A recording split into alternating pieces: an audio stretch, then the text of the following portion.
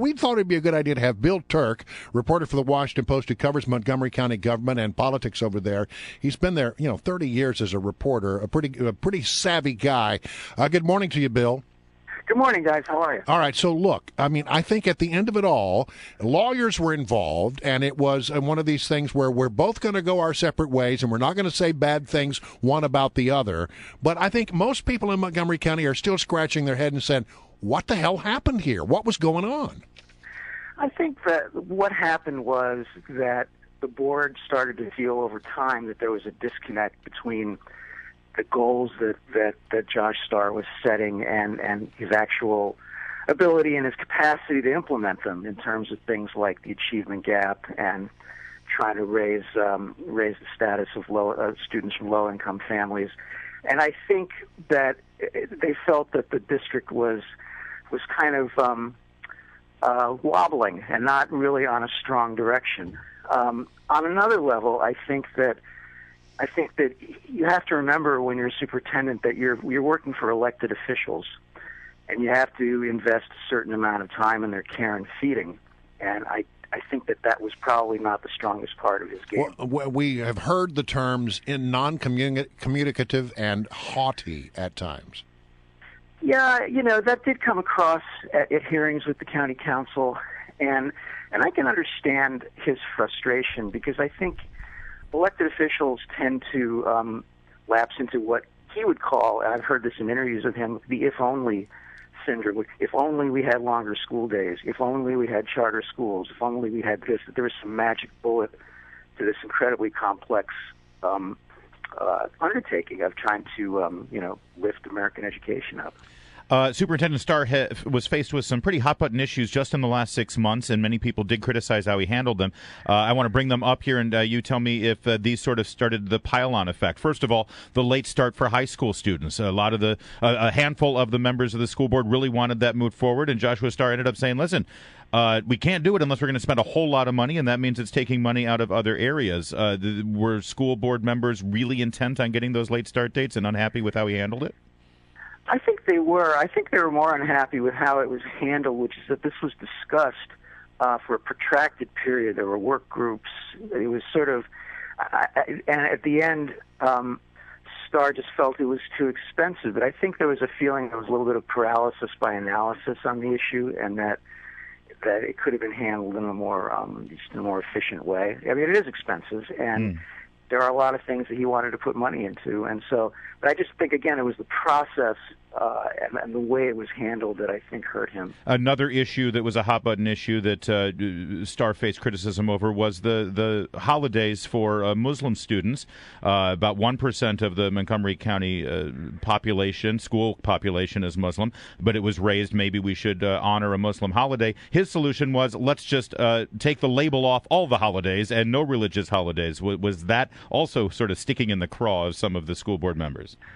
It was. I mean, by that time, I think that, there had been, it was kind of this simmering concern that maybe he did not have the capacity to sort of work both the political and the optical side of the job, and, in addition to the substantive part. And, that was definitely damaging, as were the allegations of sexual misconduct by teachers, although in fairness, that was a situation that was brewing before his watch, and so. But you're accountable, and when you're the top guy, I mean, you're accountable for things that go on, whether they started on your watch or not. Yeah, I think that is a fair point because some of this stuff falls at the feet of Mr. Wiest, the previous superintendent. You're absolutely right about this. Look, he gets $46,000 in unpaid leave, $97,000 to pay out the rest of his contract, which was not up for about another 6 months.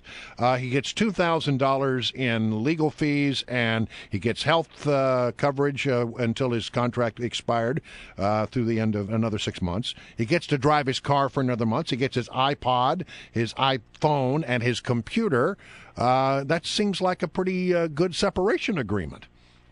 It is, although, again, in fairness to him, if you look at a comparable position for a CEO in private sector with a company of 20,000 employees, which is what he has, it's probably chump change compared to some of the parachutes some of the private guys get. And And superintendents have always been, along with police chiefs and medical examiners, basically the highest paid officials in local government, and that's because it's a hot seat job and they don't last long. Well, and so, I mean, the numbers look kind of outlandish, but once you take taxes out, remember it's not that big a well, yeah, tell me about it, especially in Montgomery County. Bill Turque is our guest, reporter from the Washington Post. Let me ask you this: where does the school board go from here? I mean, I got to be honest. If you're a really great school administrator, a really great educator, you're looking for a good gig as a superintendent, would you take this job? This seems like you're walking into a real maelstrom here. Well, if they're looking for another quarterback, I think they could find one available, RG3. Yeah. But, no, seriously, actually, one of the issues I think Johnny Manziel might be more appropriate at this point.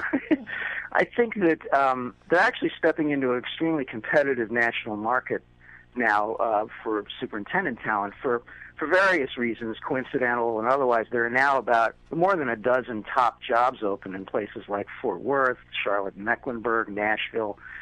So I think their idea that they're going to do, appreciably, substantially better, they're going to find someone to come in and part the seas. I don't think so, because they're competing with a lot of other places now. But for 6 months, I would imagine not a lot's going to happen, right? Well, yes and no. I mean, the things that have to happen. The budget is being worked out.